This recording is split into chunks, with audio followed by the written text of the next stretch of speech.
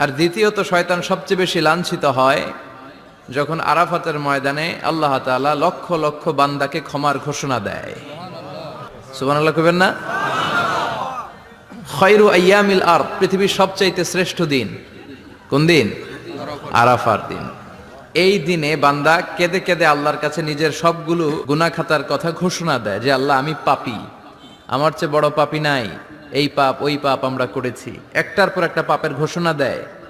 আর আল্লাহ এত খুশি হতে থাকে, সব শেষে আরাফার দিনের সূর্য ডোবার আগেই আল্লাহ আরাফার ময়দানের হাজীদেরকে মাফ করার ঘোষণা দিয়ে দেয়। এই দুই দিন শয়তান নিজেকে সবচেয়ে বেশি অপমানিত ফিল করে, অপদস্থ ফিল করে। অনুরূপভাবে 365 দিনের প্রতিদিনই বান্দা যখন আল্লাহর কাছে ক্ষমা চায় আল্লাহ তখন খুশি হয়ে যায়। সুবহানাল্লাহ পড়ে। আর শয়তান নারাজ হয়ে যায়। আমাদের মিশন হচ্ছে আমরা আল্লাহরে খুশি করতে চাই।